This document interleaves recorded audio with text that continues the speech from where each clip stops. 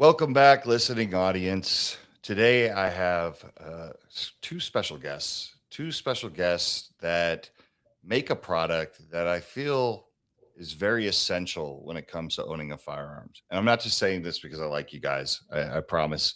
Um, when I heard about your product, I think you guys had sent me one, and I remember I was like, yeah, I could stick it on my gun safe, but I was like, no one's like really going towards my gun safe. I want to see if this thing works, And I actually stuck it on a refrigerator that's in my office where I keep like sodas and water and things like that, because I really wanted to see how it worked. I needed a high traffic area, and this product basically notifies you when someone is messing with anything you have.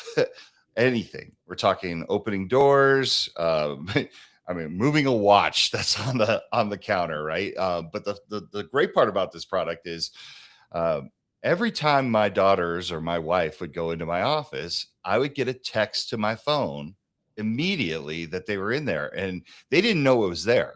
I had stuck it on the back of so it was really the vibration of the refrigerator opening that was alerting me. And it was funny because I would always text them, "What are you doing in my office?" And I think they thought I had maybe a camera in there or something, but I knew they were going in to grab something. But Superpower. yeah, I kind of wanted to make fun of them. So today I want to welcome Mike and Nicky Zabetian from Kinisium, Kini, which is the product name. Welcome to the show. Thank you. Thank Good you so morning. much. Yeah, Appreciate right. Good being here. morning. Talk some safety, something that is like highly overlooked in the firearms industry, something that I'm into. But what I would like to start off with is tell me about your journey into this. I mean, listen, this product is fantastic. And I mean this from the bottom of my heart. This is at bare minimum what every gun owner should have. That's the way I look at it, right? But this product, I mean, you could use it for all kinds of things. If you're carrying your gun, you could take this product with you and use it for something else. You could use it for your car. There's all kinds of things you could use it for if your gun is on your person. But I think at bare minimum, every gun owner should have one of these. So just take me to the journey of how you got here and how you thought of this and how fantastic this product is. Yeah, his You brainchild. want to go So, first? no. I mean, you were thinking about this. I remember going on a walk, on a hike in our backyard, and him saying, I have this idea. Like, I really think this thing is going to be something." And so, it's your brainchild. So, Well, yeah, I mean, we have too many stories of kids going to a party and handling firearms that were supposedly unknown to the kids in the household, and the parents thought that, oh, I didn't realize that my kids knew how to get into my gun safe or into that hidden drawer or wherever they kept their firearms. And uh, and I kept thinking, there's got to be a way to do this simply. I know you can get sensors for your alarm system and wire them up, install them, and have the alarm company do that for you. But I was thinking, what we need is some way of doing this where it's discreet. You don't want the whole world to know about this. You also don't want it to be a technical challenge, a technical nightmare where people have to run wires or they have to, have a little base station that they configure, and then they have to configure these other little things. Just a single device, you set it up, you just leave it, and you go away, and for the next year or so, it just works, and that's it. And when it needs to be charged, it sends you a message and says, I need to be charged. When it detects movement, it sends you a message and says, I detected movement. So we started thinking about this a couple of years ago, and we got it to market, and we were really, we see the demand is definitely there. A lot of the questions that we had in developing it are questions that customers ask us right away, like, are you tracking me? mhm, Do you know where Mhm. my valuables or my firearms are? It's like, nope, right. we don't know any of that. And we don't store any of that. And if somebody came to us with a subpoena or somebody hacked into our systems, all they find is the phone number we use to text you. That's all. And even that, you can get a burner number Yeah. and protect yourself. Right. Yeah. Yeah. So What? do you have a like a engineering background or like what's the Yeah. story with you two? So Like I, the way yeah, your minds work. I I'm, want to think about this. yeah,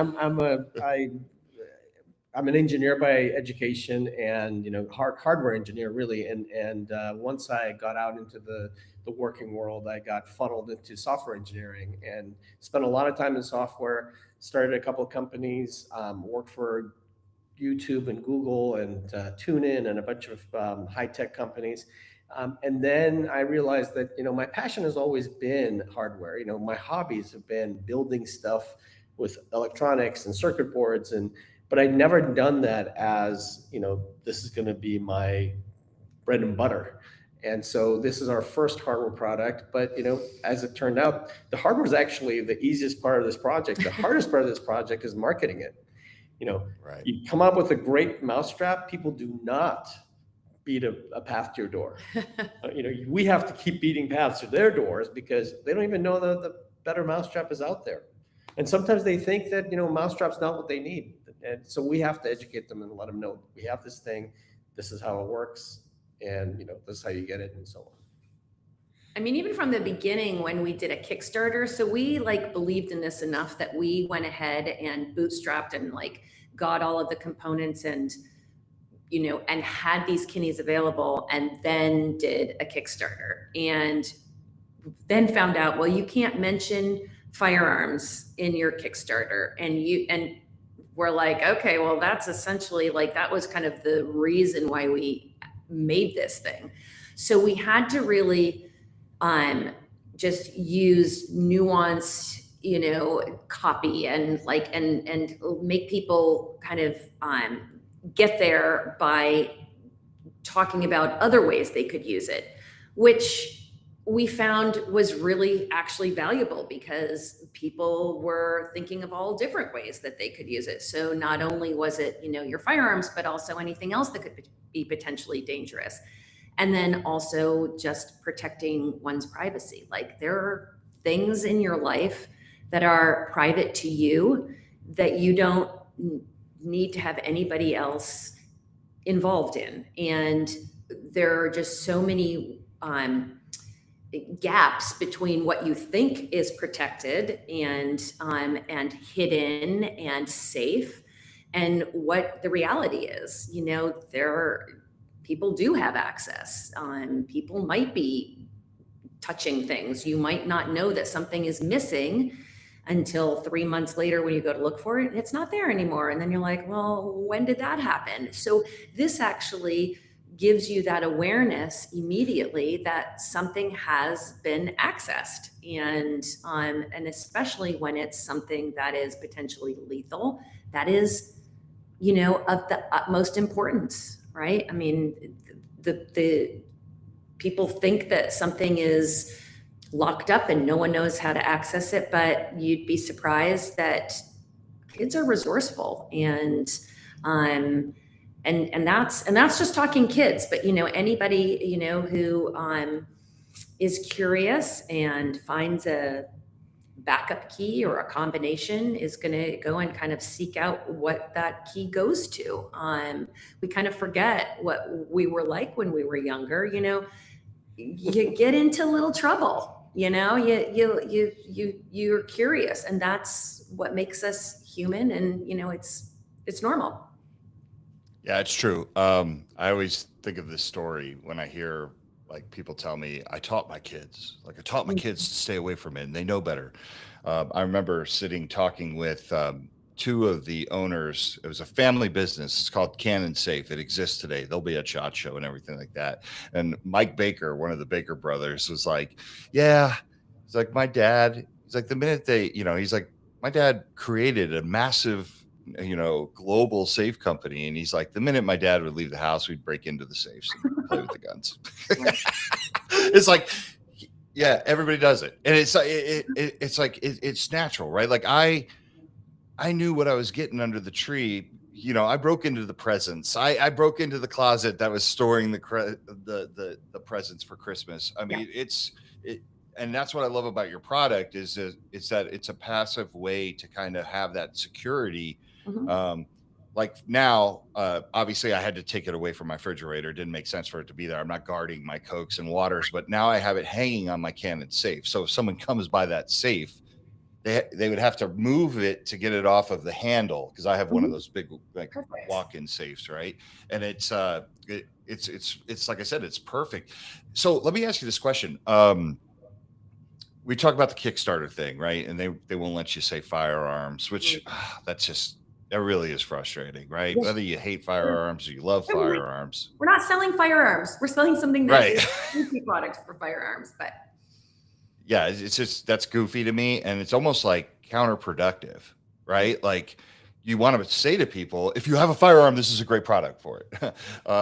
But you know, I guess that on the flip side of that is you had a lot of opportunity to come up with creative ways and think of things that are important in everyday life for this product. So you're not just pigeonholed to firearms, you kind of have every aspect of life. But how did you focus on the fire? I mean, like, how did it, was it like you had mentioned earlier briefly, you'd been to many houses and you'd seen kids that had maybe access, even though they thought they were, like, how did your mind go where you're like, let's really try to make this about firearms?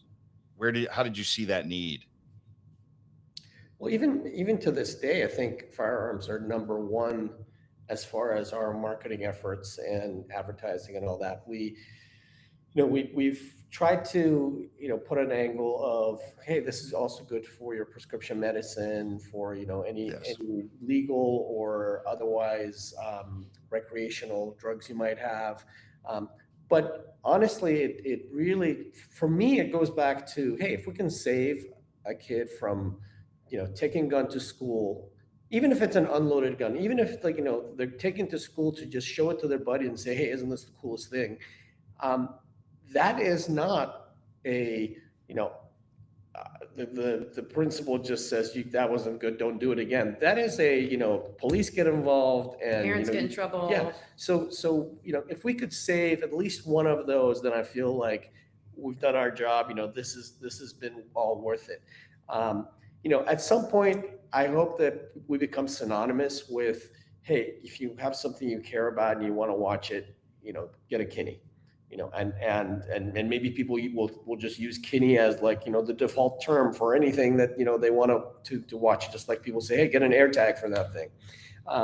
But I still want us to focus on this market of people who they think they're doing the right thing, storing their firearms in whatever way they are doing, and yet they don't know, well, is it really safe? Like somebody says, I have a hidden drawer in my nightstand and my kids don't know about it. Well, kids might have stumbled upon it. They might have seen a TV show where that was shown, and they go up to their parents' bedroom and say, I wonder if my dad has one of these things. And so having a Kini next to it will tell you, okay, they know where this is. Now I need to think about some other way of securing it, or if they want, they can have their kid take training, or get comfortable with the firearm and so on. I mean, I think that like originally, like why it was, this would be great for guarding firearms and for letting people know about those. Why firearms? Because the things that we were seeing in the news of accidental shootings, kids like finding a gun and shooting their sibling, and to me, like the ramifications of something as simple as that, because the parent didn't know that the kid could access it, not only affects, I mean, it might not result in a death, but like the trauma of a kid actually firing a gun by accident and hurting his or her sibling, and then what the parents must feel and the guilt, and then don't like even add on if somebody dies from that. I mean, it just keeps like, it's catastrophic in so many ways of like, that could have been avoided if something like this was used. And in my own personal life, like my brother lost a friend to suicide when he was 16. He they moved away from our town. They moved to Texas. We lived in Massachusetts. He went to a neighbor's house, and it was a neighbor's gun that he killed himself with. And I think, oh my God, like that poor neighbor, like that, you know, might not have ever known that their kid's friend was able to access this. I mean, I guess it's just like, I just feel like it's just too much. Like there's just too much pain involved with all of that. And could we do something that, you know, what short of what, like you're not taking guns away from people, and we're not asking to do that. We're just asking people to be as safe as possible and to know what's happening under your own roof, right? That's kind of, you know, people will say, well, this isn't really an anti-theft device. Well, no, it's not. It's not going to track if somebody takes your gun and runs off with it. You're not going to know where it is. This is to let you know what is actually happening under your roof, in your home. Are you aware of who has access to that? Because if you find out there is access, and you find out the very first time, you have an opportunity to make a change. You can change where it's hidden. You can change how it's secured. You can have a conversation with your child. Maybe this is the way a moment of discovery where you find out your kid is really hurting. They're being bullied. They're going through stuff. And this was all during COVID, right? So like people were in their homes on top of each other, really scared. Like, I mean, I remember, like, you didn't know what was going to happen. Like, we're all washing our fruit from the, you know, like we're washing the countertops, you're wearing masks and gloves. And it's like, at least for me, like having 3 kids, like I was wondering, like, okay, like, are we all going to die from this? Like, it was a scary Right. time. So I do think that, you know, having something that helps a parent protect their loved ones, and to be able to just have that awareness is like a no-brainer. It's like, why wouldn't you want this? Oh, I don't need that. What would happen? We've heard, what would happen if I was away at work and I found out that my kid was accessing my gun? Like, oh, I mean, what good would that do? Would I like drive like a maniac home or whatever? I'm like, okay, well, maybe. Or maybe you'd pick up the phone and you call your spouse, And or pick them maybe up. you'd call the kid, or maybe you'd call the police. I don't know. There's a lot of different things you could do. But would you prefer not to know and then come home and, I mean, I don't, and not realize that the gun is missing or whatever? I mean, I don't understand that whole argument, but we get that sometimes. Yeah, yeah, and you're going to get that. This is safety as a whole, like safety products and technology it's something that is just not well received within the firearms community. Like being safe is, but we've really failed about the safety product part, Mhm. right? And I think that things are changing, and we're starting to see companies like yours and organizations like ours coming along and kind of changing that narrative and getting people to think about it. But like one of the things you said that I thought about with this product is because it's easy to get focused on, hey, like let me put it on my safe, or let me attach it to my gun, so I know if someone is like, I want to know if someone's touching my safe, even if they can't get to my gun. I think Mhm. that's odd, right? Like if my safe is in a place where there's no foot traffic, so if I Maybe got the door to the room that has the safe that has, right, you know what I exactly. mean? Right. Exactly. Right. But I also thought like this is a wonderful tool for suicide prevention, right? Like if I have a buddy and he's not doing so well, and I said, listen, can I put this? Because not everybody goes and grabs their firearm and then actually completes suicide. Sometimes people hold their firearm. Sometimes they look at it. Yeah, Sometimes they get close and then they yeah. you know, cooler heads prevail. But if I have an agreement with my buddy or my wife or somebody that I said, like, if this thing goes off and it notifies your phone, just call me, because that phone call could save somebody's life. Like, hey, man, what are you doing? Yep. Like, the agreement that we had with the Kini just went off.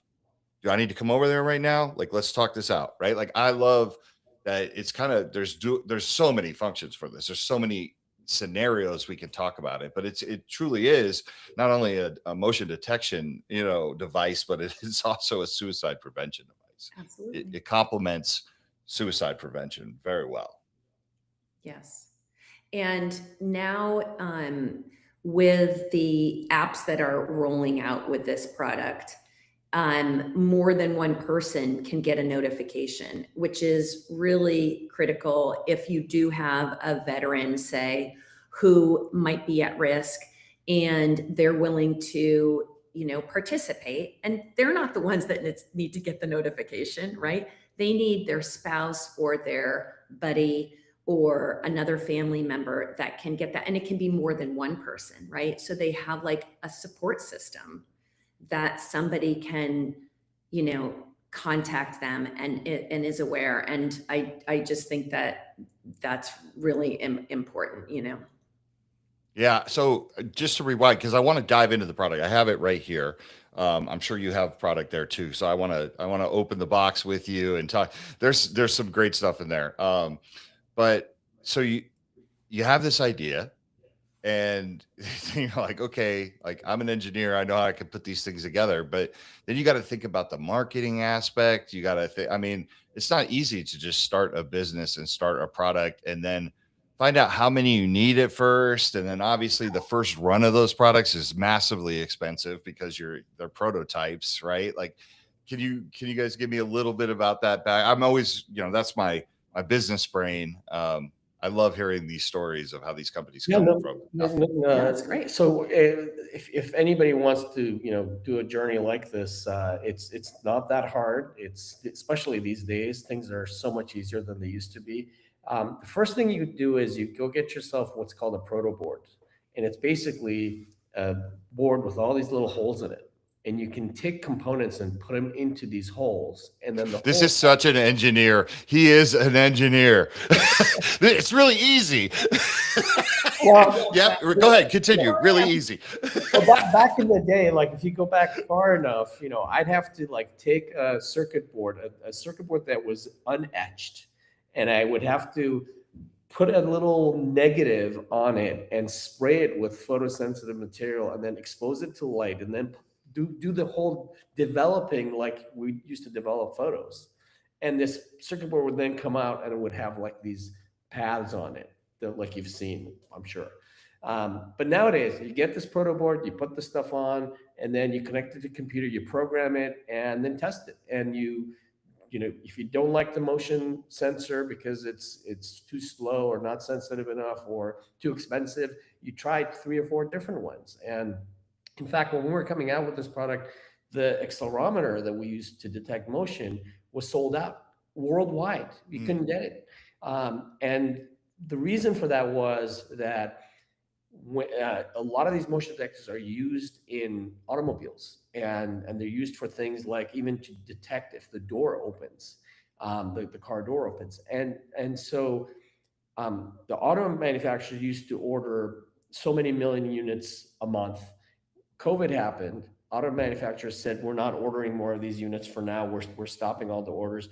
The plants that manufacture these shut down the production of them. And they basically were taking these machines offline and rejiggering them for other things, including devices that detected your temperature, would take a picture of your face and will tell you if you might have a fever or not. So when the auto manufacturers started demanding these chips again, the chips were no longer there and they bought them all out. And I was left with, I couldn't find the chips. I had to find other chips and, some from companies that were up and coming that weren't very well tested. But I'm like, okay, I'll work with you and test this thing because we need it. So on this proto board, I basically had 3 or 4 different viable product ready the designs, and then the designs were eventually put on paper as instead of doing the design first and doing it on the proto board. I did everything on the proto board, then I did the design on paper, then I sent it to make circuit boards. And you can order circuit boards in 5 to 10 units at $5 or $10 each, which is fine when you're doing development. they got here and I bought a microscope and I got some really fine tweezers and I would put these chips on the You should have seen yeah. He was like the mad scientist. We have really interesting, So I soldered them all myself and, sent them out to some friends and said, hey, try this out and tell me what you think. And then the next step was getting an enclosure, a plastic enclosure to hold the circuit board. Which you developed yourself with a 3D printer, 3D printer and molds and like, what should this look like? And all these different colors. And I literally had half a table full of designs that didn't work right, or the color was off, or the shape was wrong, and then eventually we got to something that okay, this looks good enough for now. We can always come up with something better down the road, and then we started doing okay. Let's do the Kickstarter. Got rejected from Kickstarter, so we decided to do Indiegogo. Went down the path with Indiegogo. Indiegogo is less of a hardware like crowdfunding place than Kickstarter. So then we decided to go back to Kickstarter again, and this time not mention firearms directly. We used pictures of the barrel of a gun. If you knew, you knew. But other people would be like, I can't really tell what the Kini is wrapped around. But so we did little nuanced blurbs that mentioned. We didn't say the words gun or firearm, but we did mention weapons and think words that didn't cause problems. Yeah, but then there's there's the packaging, and we wanted it to be compostable. So it's kind of interesting. Like the packaging is kind of I don't want to say I would never use the word boring. It's simple. Yeah, and it's compostable. And we did that on purpose, right? We wanted it to be where we're not focused on spending money on that stuff. Like the money is in the device, and all of the packaging, are these resealable pouches, which a lot of times people rip open, which you don't have to. Like it's a little resealable pouch. You can use it for other things. Yeah, but it's it was thoughtful. Like we did that, all of these things on purpose, and and getting like the stickers and the inserts and all of that. It's like it's a lot. Yeah, your quick start guide's awesome. I mean, this is really the most important thing to me. Like when I opened the box, right? Because I just wanted to get to it, but then you had some really funny stuff in here. Like I love this thing. Like, and I know people probably can't read it right now, but it just says, "Stop messing with my shit." Like, this is like for your credit cards. Yeah, which is kind of like, just in staying with the, keeping things private and protected, because that's really the name of the game. And we do have a lot of people that's our Kini right there. It's super small. I mean, one of the things that is really nice about this, that sets it apart from other things, is that it's so small, it's pretty versatile. It's, we have it in gray and red, but and the red is like really more of a deterrent. Like if you saw that on the outside of a door, one might think twice before opening the door. Gray might be a little bit more of like incognito if you have it against a gray background or something of a safe. But all of these things were considered, and we wanted it to be really small so that it could be hidden. It could be set in a drawer. It could, we've got that tether so you can hang it on a cabinet door. We give you dual lock tape so you can actually stick it on a door. So those are the ways that you can place it. And the fact that it's versatile is, like you said, if you're carrying your gun and you don't need it on your gun safe, but hey, there's someone coming in the house and I want to put it on the drawer where I keep my expensive watch or whatever. I don't know, like whatever it is, you can move it, right? You can move it. And we think that that's pretty awesome that it's not, it's standalone, right? It doesn't connect to a hub. You don't have to have a subscription. So that's the other thing, is like, it's really built for every man, right? Like anybody who has Wi-Fi and a phone can use this thing. She says every man, but I look at the Amazon orders and they're usually women. Well, every man isn't Everybody, every human. every human. Yes. But I let me tell you about the battery. So that's another thing that, when we were doing this, I was thinking, okay, so we want this to be a device that dad isn't walking up to this cupboard, pulling something out and charging it every 2 or 3 days, because then the kids are going to be like, there's something in that cupboard because dad's always there. What is it? So we wanted it to be something where dad would put this in the cupboard and wouldn't have to go back to it for over a year, so that you don't see dad hovering around this thing. And so most of the space inside that Kini is taken up by a battery. The circuit board itself is a fraction of the size of the battery. And the battery is rechargeable, of course. It's a 500 charge cycle battery. And if it lasts a year, so the 500 charge cycles would get you 500 years. Of course, I'm sure, things degrade and so on. But we had to take 100 of our batteries, send them to a company. And this company did a series of tests, from overcharging them, short circuiting them, exposing them to heat, exposing them to cold. They exposed it to they put it in a barometric chamber and exposed it to a 50,000 foot altitude, like you'd get on an airplane. The batteries are like tested to withstand all of these things, because we didn't want anybody to be like, hey, I put this in my safe and it caught on fire. So Right. like we spent a lot of time on that. And when we finally selected a battery, it's a battery that like we really stand by. So. No, that's cool. Yeah, I mean, my battery's still going strong on the original one you sent me, which is the one that was on my refrigerator, which is now on my safe. I love the design.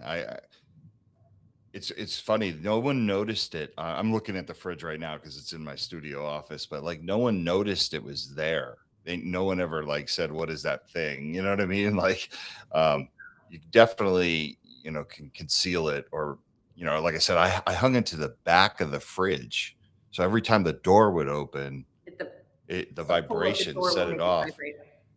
And with the app, I had sent it to be like super sensitive. Talk about the app. I mean, the Yeah, app and how piece. customizable it is. I mean, there's so Yeah. many features and like advanced settings that people like barely, like they kind of use it and don't even scratch the surface of what it can do. So The original idea was that we are trying to sell to people who may not be technically savvy. So let's not force them to have a special phone and download an app and all that. So initially we used a web page to do all the configuration, and that's still supported, and that's great. From that web page, you have access to some basic settings, such as whether that light that's on the Kini flashes when it's moved. Well, why do you care? Because you might want somebody who is opening a door to know that they've been caught, so that they don't do it again. You also might want to have somebody else, you might want to make that person feel like, oh no, there's nothing here. This thing is off. It's not working. So you'd set the setting to not flash that light. And that way, it moved. They think that they got away with it. You can have that discussion with them about, hey, what were you doing yesterday? Or what were you doing, 5 minutes ago? And they might say nothing. And you say, well, that's not what I know. And anyway, other settings are, each Kini has a name. And why is that? Because we're finding that most people are buying 8 to 12 units and they're putting them in different places. I have like over 25 that are actually installed as opposed to being tested. Like I have one on a Mark IV. I have one on a P320. I have one on the door of where the ammo is stored. I have one on each side of the shed. The back side of the shed has one. And so when these go off, you want to know which one it is. You don't want to just say, Kini went off. So I know immediately, like we were on a trip back east and I got a message saying the drawer under the display has been opened. I knew exactly what that was. And because, the cleaners were there that day, I knew that, okay, it's the cleaners doing it. And, we should have a talk to them about opening drawers because that's not part of what they're supposed to be doing. Right. So, Yeah. so there's, and then there's the sensitivity slider where you can say, hey, you know what? It's going off a little bit too often because the floors in our house are a little creaky. Let's make it a little bit less sensitive. Or in some cases, people are like, no, I want to know, even if it's the floor moving, whatever it's moving, I want to know, make it a little bit more sensitive. Then we have the advanced settings. Advanced settings let you do things like, I want to know if the Kini moves in this direction, but not in this direction.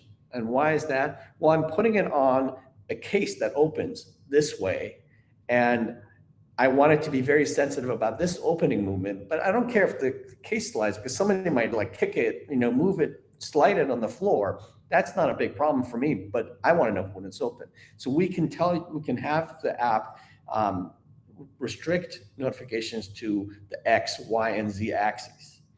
And we also have, like in an advanced section, we have sensitivity settings that are even more advanced than the other one that I was talking about. You can say, I want to know how long the movement lasts versus what force of the movement was.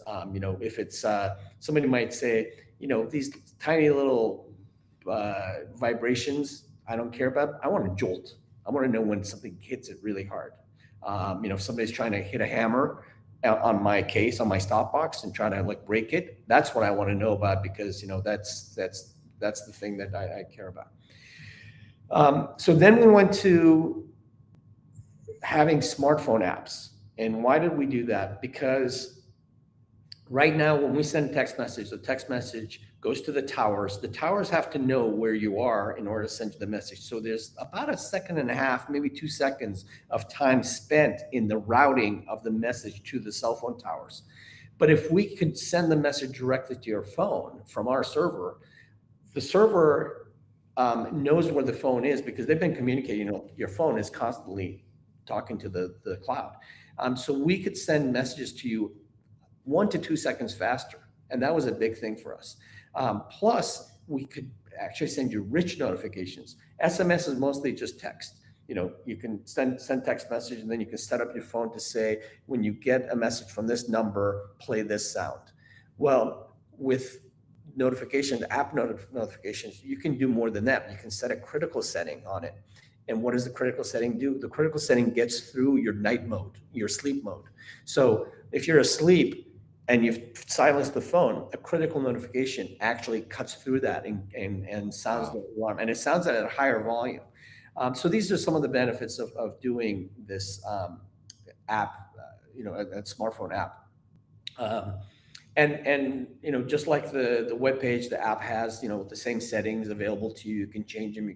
You can add silent or tell by touching the notification, add a silent period. Say, what, for the next 2 hours, I don't care because I'm cleaning my safe. Things are going to be moving. I don't want to know about the alarms anymore. Just one tap. That's it. Or you can say, what, disable this for now because I'm getting in a car with my gun case and I have my hotspot with me. I don't want it to go off every bump that I hit in the road. So the smartphone app gets us some benefits that I think that users are going to find very useful. Yeah, I was impressed with how fast it notifies you because that's you get a product and you want to think.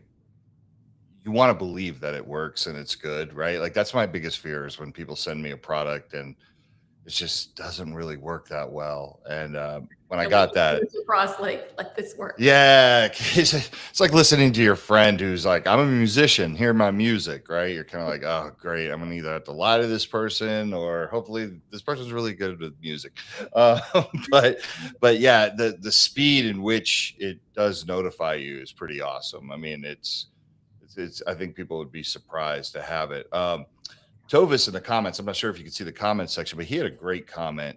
Basically, he said this would be great for people living in apartments that can have maintenance people who access the apartment when they're at work. And he's absolutely right. And I feel like if I I have to share this story. I've shared it before, but especially when we're talking about this product, I think it's very important. The very first time that I ever fired a firearm was my friend's dad's gun, and uh, he was a FBI agent, and he had a loaded Beretta 9mm in his drawer next to his bed, and it was obviously unsecured. Like, and my friend said, "Hey, you want to see something cool?" And I said, "Sure." We walk upstairs. He grabs the gun, and I remember he's holding the gun and he points it at the bed. And thank God I was smart enough to be like, "Whoa," because he had taken out the magazine, right? But we didn't understand one in the chamber. And he like looked at me, he goes, "Do you think this is still loaded?" And he's pointing it at the bed. And I was worried he was about to shoot the mattress, right? So I said, "Whoa, let me have that." I took it from him. I said, "Let's go outside." We went outside and I blew a hole in the front lawn. Both we're idiots. His father was an idiot. Obviously, his father, I guarantee you, his father had probably had the talk about "don't touch my gun," right? Of Which course, of we course. blew right by that. Yeah, but we were able to cover everything up because we shot into the grass and we were able to cover the hole in the grass, put the firearm back, and we got away with something that um, we shouldn't have, but thankfully nobody got hurt. I mean, I'm not trying to make light of this situation, but I think of your product and I think at bare minimum, if he would have just had something like this to notify him, like, Right, like he would you have guys didn't. known the first time his kid opened the drawer, and then he might have thought maybe Exactly. I shouldn't leave it loaded Yeah, or maybe I shouldn't do this anymore. yeah. Well, Right. it's interesting that you say that because I have a friend who um, brought their young child, she shared this with me, to her parents' home. And this I think happens more than we want to believe. Grandparents are not necessarily worried about securing things so much anymore because they don't have little ones in the house anymore and they don't have like they're alone and whatever. And so these people brought the child over and the kid went into grandpa's nightstand and did pick up the gun and it did fire into the bed. Oh, And they heard the shot and came running and it could have been like just so much worse, right? It was like, just I want to say a learning moment, but like, I mean, these are the things that are truly scary. And nice thing about Kini is that you could bring this with you if you're dropping your kids off at grandparents' house and you know that they have firearms there and maybe they're not, please use this, not only secure your firearms, but like also use this. I mean, it can be used in more than one home and it can actually remember more than one Wi-Fi address. So it can connect at home. And then if you bring it to your office or a grandparent's house or your second other place, it will look for that Wi-Fi if it doesn't find the first one. So it can remember those. that's cool. I want to get to G Web's question, but first, like, how did you come up with the name? So Kini is really based off of the word kinetics, but it also means, I think it's the base of the word movement. Kinesis in Greek, yeah, I think. right. So that when we were looking for names, we played with a lot of motion this and movement that, but nothing was catchy. And Kini just popped in there at one point, and It was a hard one. We wanted a 4-letter word, and we kind of found. Was it Kini first or Kinisium first? I can't even remember. Kini. And then we built Kinisium around it because I think we were, trying to extrapolate from that. And the only thing that I really regret is that when I say Kini into Siri, it always says Kenny, like the name Kenny. Oh my God, they killed Kini. And and then Right. in Amazon, if you search for Kini, it will come up with bikinis. And I'm like, oh my God. Mm. It was, if I could do, if I had to do it over, it might not be that. And it's, Yeah. Who would have? I mean, like you would be very forward thinking if those things came top of mind when you Right. started a product. Yeah. Hey, when you type it into There's Amazon or stuff you you say know, it to Siri. and that made sense. Yeah. So Kevin, can you throw up G Web's question? Okay.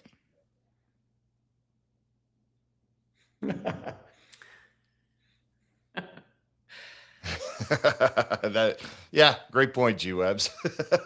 Well, this morning I saw on Reddit somebody was saying that twice they've come home from work and they found a paper towel on top of their camera. They have a camera monitoring the inside of their home. I'm not sure exactly what the setup is, but twice they've come home and there's a napkin on the camera, sort of blocking the view.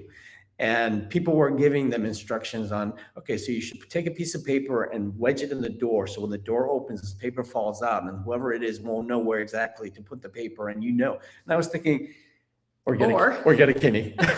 You're gonna kidding. Yeah. We've been doing the weird things for, ages. And another person was suggesting put some crackers under the doormat. And when somebody steps on the crackers, they break and somebody's been in your house, but you won't step on it because they're there. I'm like, no, that doesn't work. You'll be the first one to break the crackers. Yeah. What do you think the biggest challenge has been kind of breaking into the firearms industry? So you had no prior experience with the firearms industry, right? So you're gonna make a product for firearms. How do you Not as somebody who is, selling any peripheral device, right? devices, right? But for firearms, but I've been playing with guns since I was a kid. First BB guns, and at one point, I was playing around with an Uzi, and but I've always had a respect for it. I never thought that I should have one around kids because I felt like I knew what I was like. When my parents left the house, I would grab the matches and start little fires to see what fires were all about. I would. You're right. Yeah, my dad had, at one point he had a gun and he got rid of it because I think he found out that I was going in and playing with it. But I breaking into this as a seller has been an interesting process because like when we go to gun stores, I've walked in and some of them are very welcoming and they're like anything that you can give me that actually works and isn't going to restrict people's rights is a good thing. But there are also people who are like, what are you doing just walking in here? Like, what are you, a door-to-door salesman trying to, sell me something that I don't want?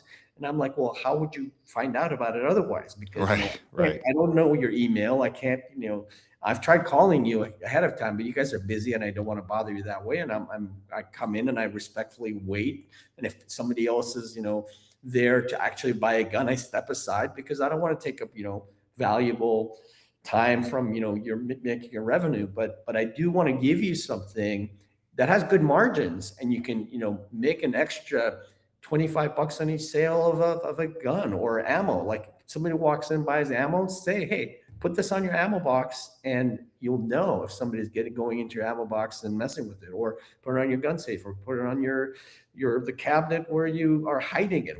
However you're storing your gun, this is versatile enough to work with it. Yeah, SHOT Show was our first kind of foray into that and meeting people and really getting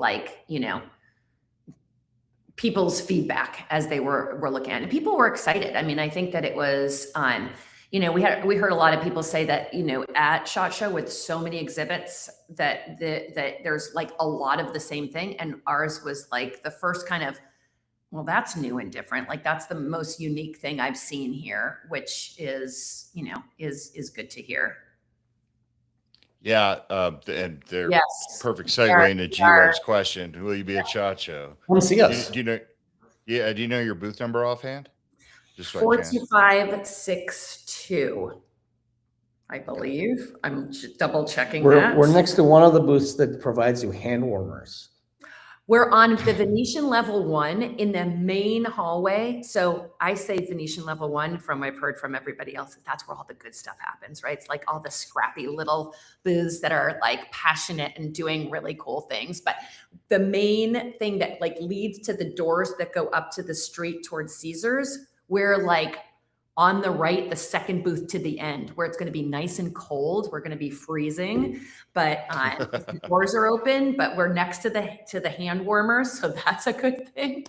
And across from the gun warden guys, so it's a different spot than where we were. We were kind of like tucked away before, so we're kind of excited about that. But and we have new things to show. I mean, do you want to talk about the prototype? Yeah, we're going to show prototypes of our new Kini Safe mags. So these are dummy magazines for ARs. We're also doing a couple for the Glock 17, 19, and one for the P320. And basically, it's a Kini inside a magazine. And you put it in, and now if somebody tries to take it out or move that gun and take the gun, walk with whatever, you don't need to dangle it from the gun or whatever.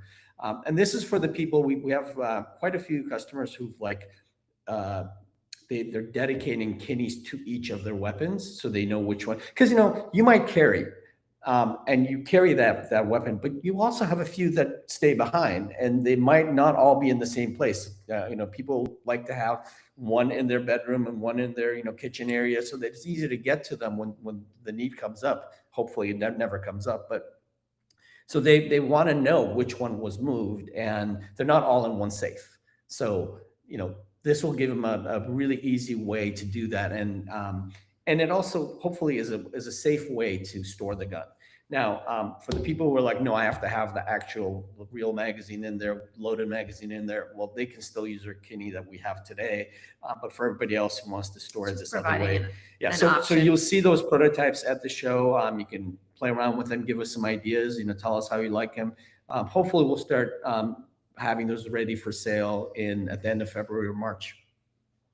Yeah, I think that's, you guys nailed it. Like, you have options, right? Gun owners aren't this monolithic group that all think the same. I mean, there are some gun owners that absolutely will store their ammo separately from their firearm, right? Like they're not into it like some of us are, right? They're just not. And you want to be able to give people options. One of the things that I kind of wanted to bring up, and this is more me going on a soapbox than a question for you two, but I think I'll get some head nods, is I want the listening audience to understand that safety products are the stepchild of the firearms industry. Like we as safety people, like, we're never going to get treated the same. We're never going to, transcend to that level of coolness because guns are cool and everybody loves guns. And then the issue that companies like Kinisium have, and I think that our listeners need to be aware of it,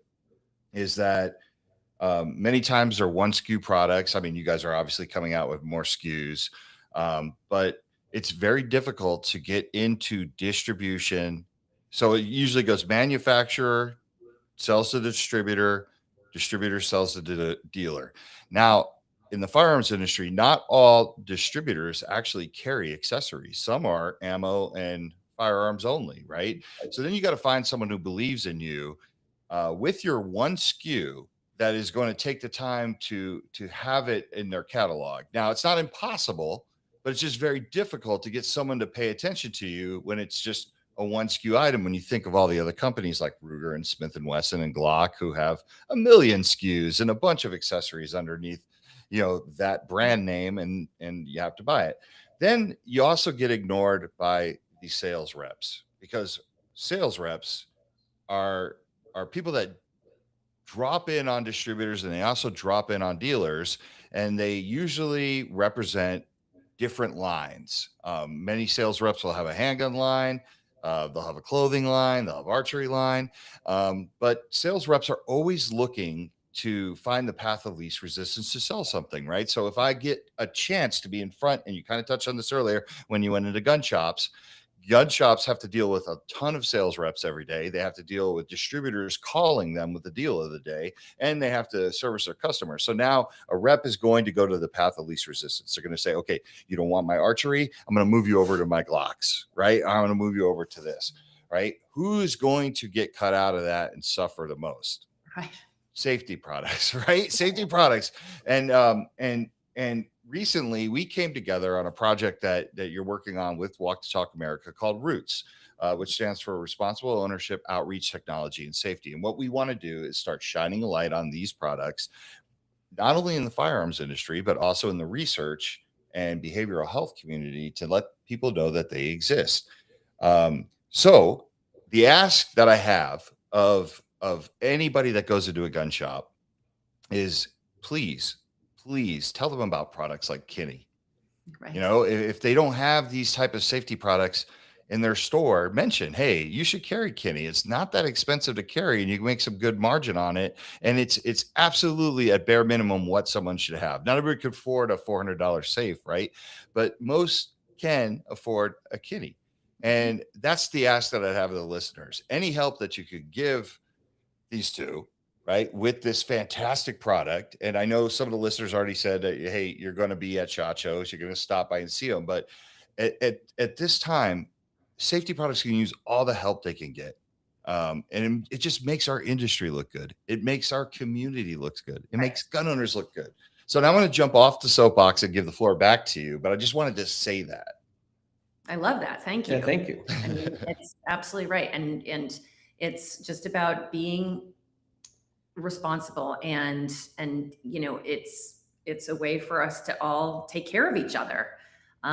So, and there is definitely enough room for all of these products to be carried. And I think that for the retail shop owner, it builds trust with their customer. I mean, to know that they can, if a first time, let's just look at the first time firearm owners who come into a shop and they don't know what they're doing and what should they get, and they're looking for guidance. And that also happens with trainers also, and people on ranges and things like that. Those are the people that I think can provide some education and say, look, this is the right gun for you. This is the way you should train. And this is how you should store your firearm, because they might not know. And there's so many new owners now that need that guidance. And if they're going to a store and they're buying, the ammo and the gun and the holster and and they're not seeing this kind of product, they don't know that it's something that they should have. And so it's just a lot of education. So the more that people ask for these things, for some sort of tamper alert, some, Kini specifically wonderful, but like asking for these things, then I think the owner has to do their research and provide them as just being, look, I'm your trusted individual. Like, you're coming to me for resources, and I want to cover the whole 9 yards so that you're completely outfitted and safe. So so like G-Webs, everything you're saying in the chat, thank you so much. I appreciate you actually, caring to that level and actually believing in this product. But like, for any other listener, anybody that hears this, if they hear this a month down the road, like, how would they get in touch with you if they wanted to help you? Or how would they what are the ways that you're available to just be bought? Obviously you have an Amazon. Yes. Okay. So yeah, absolutely. I mean, we're available on Amazon, and I just feel like in this day and age, we have to be available on Amazon. Everybody, wants to get their thing as quickly as possible, and they're Prime members. So we're on Amazon, but of course we have our own site, which is posted there, Kinisium.com. And we, we're, if you're a gun store owner and an FFL, we will not ever make Kini available at a lower price than you're getting it. So we're out there protecting them, because we want them to be our buddies, our partners in this whole process. People go to Amazon because they need it the next day, but it's not going to be because the price is better. The better prices, I hope, will come from the gun store owners. Yeah, I mean, No, that makes a lot of sense. and we will have, we'll like I've had special show deal for them. But we are available all the time. On our website, there's like support at Kinisium, hello at Kinisium, admin at Kinisium. We're the ones who do any tech support. We field all calls that come into our site. And I'll tell you, like every time, what happens most of the time where somebody is reaching out to us is they've thrown out their activation code. It's on a pouch. We're refiguring how we're providing that, because people don't necessarily, it doesn't click to them that they need to keep that in order to activate their Kini. So we get a call. It's like, I threw out my pouch. I don't have my activation code. But it's kind of great when we have an opportunity to talk to people, because they're like, oh, I love this. I'm going to tell, like they're quickly brought up to speed. We give them another activation code. They're running and working, and we can find out maybe how they're using it. And it's an opportunity to have a conversation, which we're always looking forward to doing, and seeing how people are using it. So I think we also have an Instagram, Kinisium profile, and Facebook. So we're kind of like out there. As long as you look for Kini SafeAlert, or you look for Kini or Kinisium, you'll find us. What are we looking at for price for those that are just finding out about this today? Like, what is it generally? What do you sell out there for? MSRP is $75 for a single unit, and then we have bundled prices for the 3 and the 5 pack. But if you come onto our site and you sign up for an email on our newsletter, you get 20% off of your first order. So people will sometimes say, well, that's kind of expensive. I can get, this for $30 or whatever. Well, they're not considering that we don't charge any subscription after that, right? So all of the notifications, SMS or the push notifications, we're covering those costs. You're not paying an ongoing fee, which really adds up. So I think that also, it's important to say we are a family-run business in California. We build this product ourselves. We do the tech support ourselves. We ship the thing ourselves. Like, we are so passionate about it. Like, it is our baby, and it's not, overseas. This is not a fly-by-night Chinese company. You know what I mean? Like, we're fully engaged and want to see success, and we want our customers to be happy. Like, we do anything to make them happy. We want to hear what kind of improvements, or what, we want the feedback. And I feel like we are getting really great responses. Like, people are really loving the product. So that's awesome. G-Web says, will there be an orange model? This is the first time I've heard about orange, but we have other colors. Yeah, it's hard because you have to choose, right? Because we did this big run, and it was like, well, what colors? Well, gunmetal gray seemed like an obvious one. Black and green are the next ones probably that you'll see. But if orange, you could get some people on board, and we'll do orange.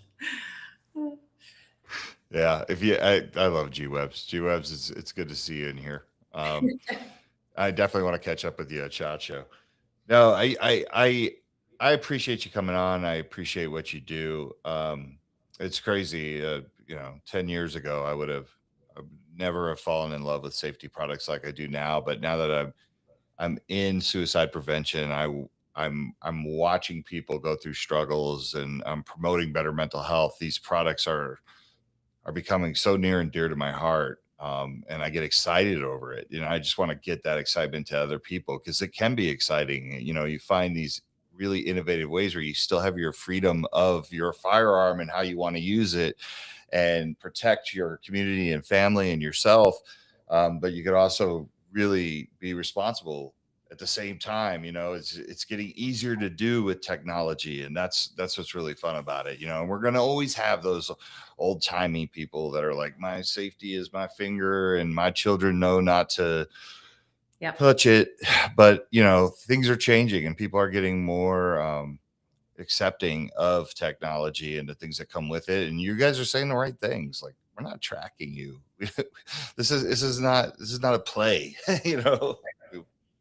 Yeah. So. You see, like, people will say, well, I've got a camera that does that. And it's like, well, do you want a camera recording everything that's happening inside your home and, and then saving the data to a cloud. And then you become desensitized because it's recording everything. Like ours is just very specific, simple, effective. Like it just does this one thing like really, really well, So I think it's just a matter of,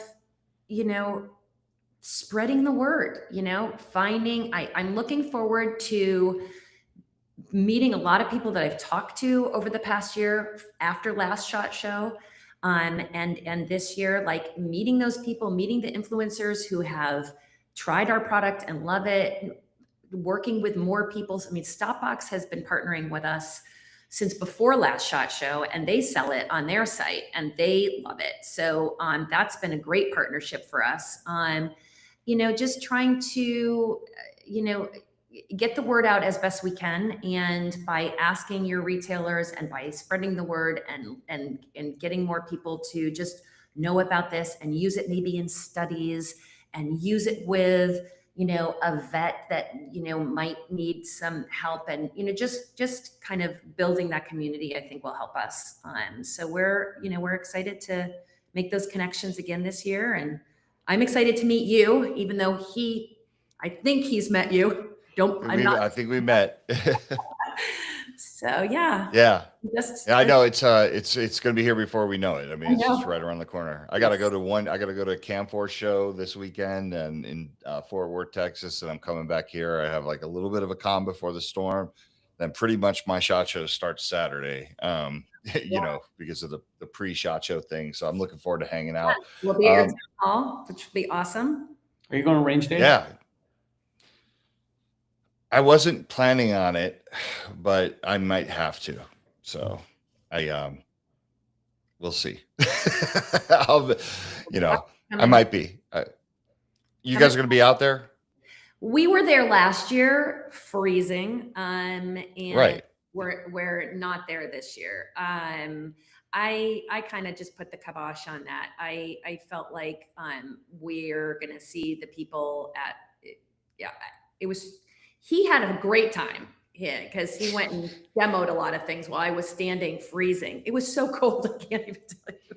It is. And I'm like looking at the weather today, and I'm already like projecting today's weather onto that day, because I've never been to a range day where I'm like, this is beautiful out here. It's always been freezing. So oh yes, G-Webs, I'd be happy to interview Mike and Nicky for my channel. Awesome. Perfect. Yeah, so make sure you guys link up. I don't know if G-Webs, you want to send them a message or whatever. I can make the connection, but really appreciate it. Like I said, as much of a spotlight that we can shine on these products, the better. I have one last question before we let you go. We ask all of our guests, but how do you two tend to your mental health? Walks. We swim. I swim, but we go on walks together. We do little hikes. Maybe not as little as Nicky would like, but I exercise. I think I really feel like because we work together and and husband and wife, it's a lot of together time, and so I think that like just getting out of the house is important because this is our office and like our where we do everything. So I feel like exercising, and I teach some like bar classes and stuff, and he goes and does his swimming, and I think that is just a way to like work our bodies, and I just think taking time with friends and family, which we have family now over the holidays, and they're still here and they're going to be leaving soon and going back to where they came from, but just trying to stay sane that way. We laugh a lot and make, it's gotta not That's be good. serious all the time, but Yeah, you gotta laugh, especially when you're releasing a product out into the firearms industry. Yeah. So For the listeners at home, I'm 21 years old. Look at this. Like, look what this has done to me. I have not. This is how stressful this is. No, but I'm so glad you came by the show. Thank you. You know, I look forward to working together in the future on all of our projects. You know, we had your product under the Roots table at the research conference that we had in Tempe a few months ago, and the products were a hit. And you know, you have people like G Webs who's saying some beautiful things in the comments. That it's, you know, I think this year is going to be a big year for you, and I think as long as you keep going like this, that's the goal. So Absolutely. Yep. We're ready to do it. You know, we're super passionate about it. And yeah, I feel like things are heading in the right direction, and we appreciate your help. I mean, you've been really great partner, and look forward to working together and seeing you soon. yeah. So one last time, where can they find you? Kinisium.com, and that's KINISIUM.com. Everything is Perfect. on our Well, website. And yep. there- Yep. And then obviously the Amazon shop, and you can find them on social media. Yep. And until next time, we're wishing all of our listeners better mental wellness. Yes. Thank you very much. Yep. See you soon.